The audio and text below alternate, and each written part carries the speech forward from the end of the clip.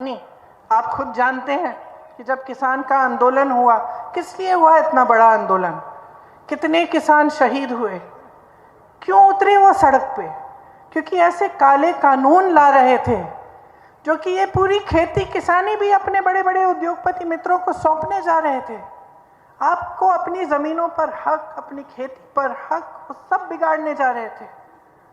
और झुके, जरूर झुके, लेकिन ये भी समझ लीजिए बहनों और भाइयों, कब झुके? चुनाव से पहले झुके।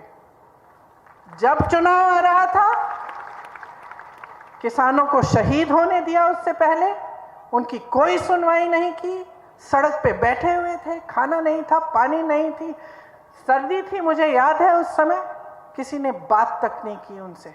बात तब होनी शुरू हुई जब चुनाव सामने आ रहा था। तब तक हमने खुद आंदोलन किया। लखीमपुर खीरी में किसानों को अपनी जीप के नीचे कुचलने वाले मंत्री के बेटे को उन्होंने बचाया, और वो मंत्री उनके साथ मंच पर बैठता था। कुछ नहीं किया। तब किया जब तुम चुनाव आने लगे। तो आप सोचिए, किसानों ने आंदोलन किया, क्यों किया? जैसे मैंने कहा, क्योंकि एक ऐसी नीति आ रही थी जो उनको कुचलने वाली नीति थी। इसी तरह से हर वर्ग को देखिए, आप महिलाओं की बात कर रहे हैं, सब कर रहे हैं आजकल, क्योंकि आजकल नेता भी समझ गए हैं कि महिलाओं का वोट बहुत कीमती है, इसीलिए अब सब महिलाओं की बात कर रहे हैं। लेकिन महिला आरक्षण की बात सबसे पहले किसने की? सालों पहले कांग्रेस पार्टी ने की। महिलाओं को आरक्षण किसने दिए? पंचायतों में सबसे पहले कांग्रेस पार्टी ने दिए।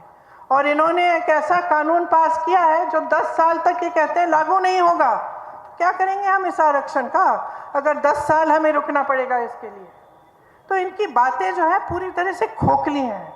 जो उदारता होनी चाहिए, जो समर्पण होना चाहिए, वो नहीं है। उदारता तो वो होती है जो किसान बाहर बैठा हुआ है, सर्दी में खा नहीं रहा है, पी नहीं रहा है, सुनवाई तो कर लो, समझ तो लो क्या कह रहा है इस देश की जनता।